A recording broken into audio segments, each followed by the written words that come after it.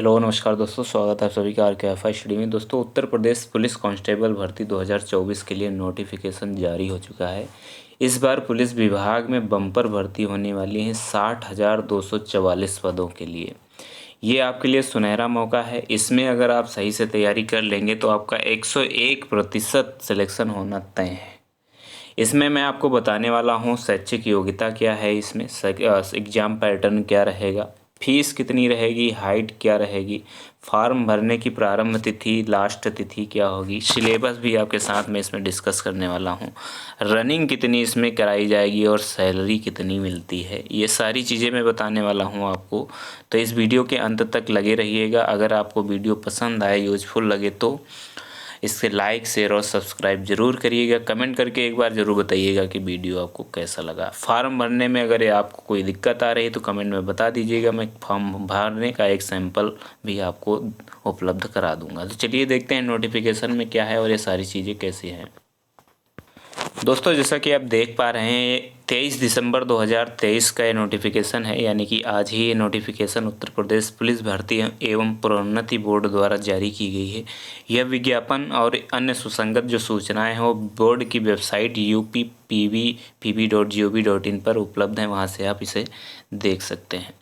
दोस्तों, पुलिस में आरक्षी नागरिक पुलिस के पदों पर सीधी भर्ती 2023 ये जो है होने वाली है। इसमें जो पे बैंड है, यानी जो सैलरी आपकी रहेगी वो 2000 ग्रेड पर पे होगी और इसका जो पे बैंड है वो 5200 से 20,200 रुपये तक का है। इसमें लगभग में 60,244 पदों के लिए भर्तियां होनी हैं, जिसमें से जनरल कैटेगरी के लिए 24,102 पद हैं, EWS के लिए 6,024 पद हैं, OBC के लिए 16,264 पद हैं और SC के लिए 12,650 पदों पर भर्ती होनी है, जबकि ST के लिए 1,204 पदों पर भर्ती होनी है। कुल मिला के 60,244 पदों के लिए इसमें भर्ती होनी है आरक्षी नागरिक पुलिस के पद पर। इसमें महिला और पुरुष सभी लोग इसमें पात्र हैं, सभी लोग फॉर्म भर सकते हैं। आवेदन की जो समय सारणी दी गई है इस प्रकार से है। फॉर्म भरने की जो प्रारंभ तिथि है वो 27 दिसंबर 2023 है। 27 दिसंबर 2023 से आप फॉर्म इसमें भर सकते हैं और ये जो फॉर्म है 16 जनवरी 2024 तक भरे जाएंगे।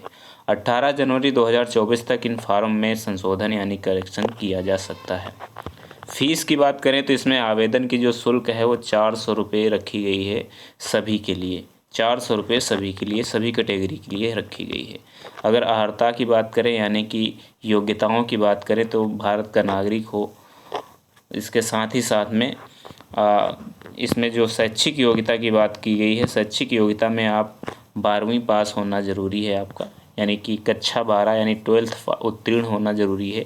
अगर आपके पास इसके अलावा O लेवल का सर्टिफिकेट है तब भी आप इसमें उसके लिए अलग से आपको मान्यता मिल जाएगी। अधिमान अर्हताओं के अंतर्गत आता है O लेवल का सर्टिफिकेट। प्रादेशिक सेना में अगर आप 2 वर्ष की अवधि तक सेवा किए हैं तो आपके लिए ज़्यादा फायदेमंद रहेगा। अगर आपके पास राष्ट्रीय कैडेट कोड का B प्रमाण पत्र है तब भी आपको इसमें फ़ायदा मिल सकता है।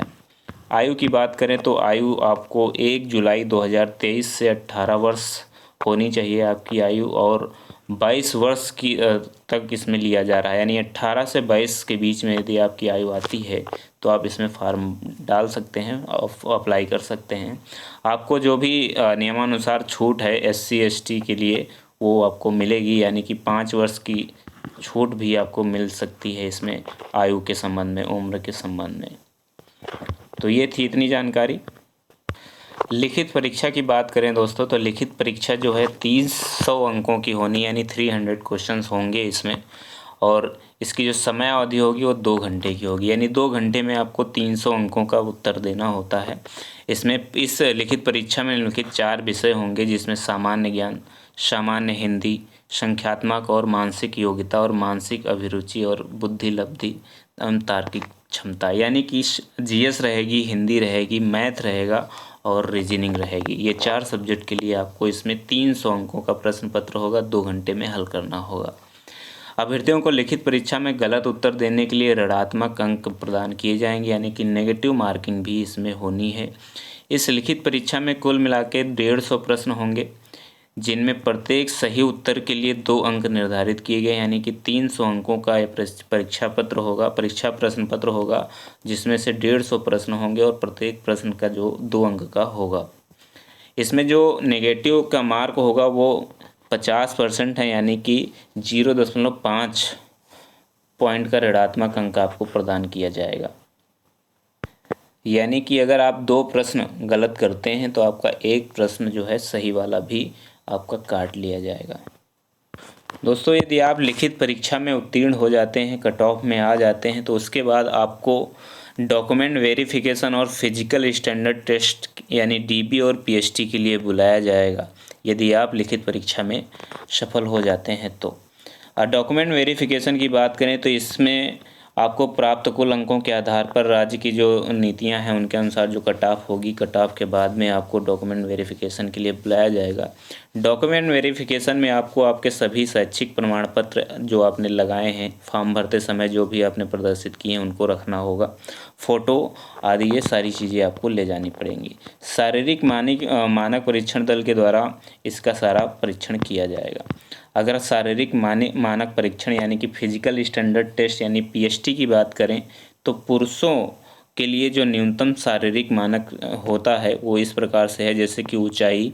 पुरुषों के लिए जो ऊंचाई है वो 168 सेंटीमीटर होनी चाहिए कम से कम, चाहे वो सामान्य वर्ग का हो, चाहे ओबीसी का हो या एसटी का हो। सामान्य वर्ग, ओबीसी, एसटी के लिए, एससी के लिए इसमें 168 सेंटीमीटर की ऊंचाई होनी चाहिए। और यदि अनुसूचित जनजाति का कोई पुरुष है तो उसकी जो ऊंचाई हो 160 सेंटीमीटर तक होनी चाहिए। सीना की बात करें तो इसमें सीना इसका बताया गया है बिना फुलाए 79 सेंटीमीटर होना चाहिए और सीना फुलाने पर 84 सेंटीमीटर तक होना चाहिए। जनजाति यानी कि एसटी के जो अभ्यर्थी, पुरुष अभ्यर्थी हैं, उनका जो सीना होना चाहिए 77 सेंटीमीटर बिना फुलाए होना चाहिए और कम से कम 82 सेंटीमीटर फुलाने पर होना चाहिए। 5 सेंटीमीटर सीना जो है फूलना अनिवार्य है, ये भी आपको याद रखना है। यानी कि बिना फुलाए चाहे आपका 90 सेंटीमीटर सीना हो, लेकिन फुलाने पर आपका 5 सेंटीमीटर सीना बढ़ना चाहिए। महिला अभ्यर्थियों के लिए कि न्यूनतम शारीरिक मानक निम्नवत है।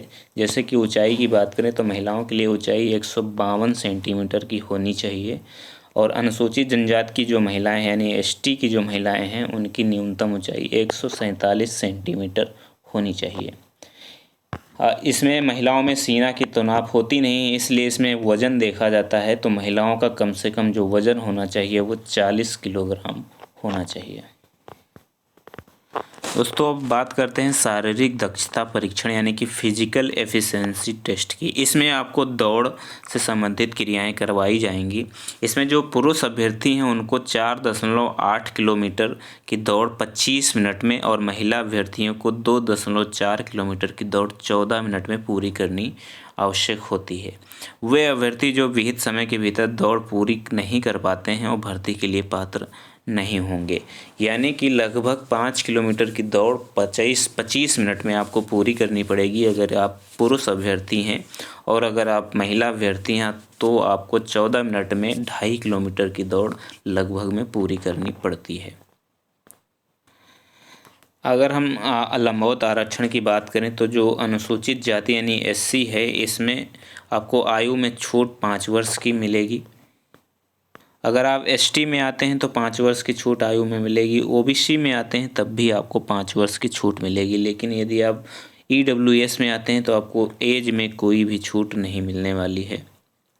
भूतपूर्व सैनिक हैं तो 3 वर्ष की आपको छूट मिल सकती है। लिखित परीक्षा का कुछ यहाँ पर जो पाठ्यक्रम है वो डिटेल में दिया गया है, आप इसे स्क्रीनशॉट में देख सकते हैं या फिर वेबसाइट से जाके आप इसे डाउनलोड कर सकते हैं। सामान्य हिंदी के लिए आपको यहाँ पर दिया गया है पूरा डिटेल से। उसके बाद में सामान्य विज्ञान के लिए यानी सामान्य अध्ययन के लिए, और जो मैथ है यानी कि संख्यात्मक और मानसिक योग्यता, उसका भी आपको यहाँ पे पूरा डिटेल में सिलेबस दिया गया है। मानसिक योग्यता यानी कि जो रीजनिंग है उसका भी यहाँ पर दिया गया, आप इसे स्क्रीनशॉट में रख सकते हैं या फिर डाउनलोड करके आप अपना देख सकते हैं। तो दोस्तों, वीडियो आपको कैसा लगा इसे कमेंट बॉक्स में कमेंट करके ज़रूर बताइएगा। अगर अच्छा लगा है तो भी, अगर आप फॉर्म भरना भरने में आपको कोई किसी प्रकार की समस्या आ रही है तो भी आप कमेंट में ज़रूर बताइएगा। मैं आपको फॉर्म भरने का तरीका भी आपके साथ ज़रूर शेयर करूँगा। धन्यवाद दोस्तों। जय हिंद, जय भारत।